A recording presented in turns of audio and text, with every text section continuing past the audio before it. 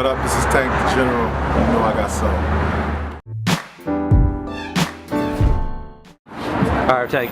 Here at the listening session for your new album, Stronger. Yes. You mentioned tonight that You're My Star, the first single, kind of set the tone for the rest of the album. Talk about the sound of the whole project overall. It's back to that classic, just R&B, live musicians, good lyricism, good energy. You know, back in the day we had great tempo for our music. You know what I'm saying? And the subject matter was that brought families together. You know, all these songs were played at the picnics, at the family reunions. You know what I mean? All the family members were all in the same room at the same time when the song came on. Like, oh, that's my song, and everybody started doing the mashed potato or whatever it was. And you know, it's time to have those moments again. It's time for people to feel music again, not just hear it for a couple weeks and forget about it the next month, but to have some music actually define a space and time, and that's what I'm trying to be part of. And something interesting you mentioned was after you recorded each song, you kind of went back in and remixed them, and you included that on the album. Is that kind of like what you did with Sex, Love, and Pain, where you kind of had the interludes, or is it a little different? Yeah, it's a little different. Sex, Love, and Pain were interludes, right? Completely. But what I'm doing on Stronger is the song is just morphing into another space. You know what I mean? Right. Sometimes it changes totally. Sometimes we take elements from the original song and put it into that transition. And so I originally got the concept from Jodeci. Right. Show the Hotel After Party. Right. When Devontae just went and he took all the songs, and all the songs had a movie in between them, and it all took you into the next song. And the last person to do that was Justin Timberlake on a few of his albums. So, you know, I was like, that'd be a cool concept too, even though we only have 11 songs, to kind of try to give you 11 more. Right. You know what I mean? Without saying it. Cool. Something you mentioned tonight was when you recorded this album, you were in a good place compared to other albums. You weren't in such a good place, you know, in your life, relationship-wise, and other things. Talk about that. Yeah, I've always written from the aspect of pain and heartache, and I can't say that it's been a bad thing, because it's been the thing that's kept me here this long. You know, people do go through a lot of things. People get their heart broken every day. People are in pain every day, and I've been able to speak to those people, and I've been able to meet them where they were. And now I kind of want to let them know that there's a better space on the other side of it. Right. You know what I'm saying? Like there's light at the end of the tunnel, and this is that light. Uh-oh, they turned the music up. Music is up. Uh-oh. Music is up. Doing the interview. Oh, the hell, the interview. Play the music. Speakers loud. Pump it up. Oh. Roll out. What do we do? Stronger interview. Okay. They don't know nobody care about.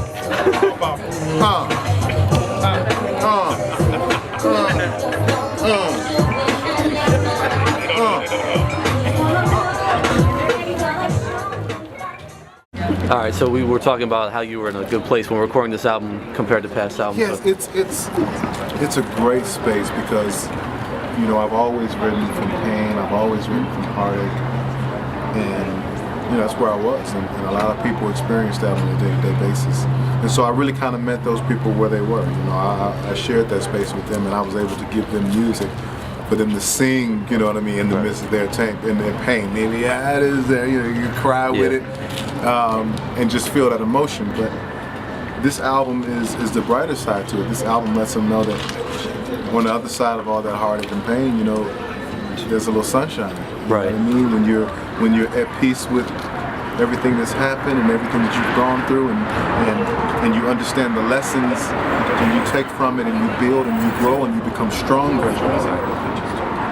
This is what it feels like. This is what it sounds like. You know, this is how it's written. This is how it's sang. Right. And that's what this album represents. This is the tempo that goes with it. So it's just my life. You know, my albums and my songs have always been my life. It's always been just a documentation of everything that I'm going through, and so this one is no different. All right. And now, so another interesting thing you said was you were always in the past concerned with proving your artistry to others and trying to be commercially viable at the same time, and it was kind of like a difficult situation to be in as an artist. I think a lot of people go through that, but this one was a little different for you. You didn't approach it from that situation. You know, after so many years of studying and understanding, you know what I mean, doing a couple of things right and doing a couple of things wrong, and then finding the balance. You know, it wasn't anything that anyone really had to tell me. It was just something that, as we let the bus pass,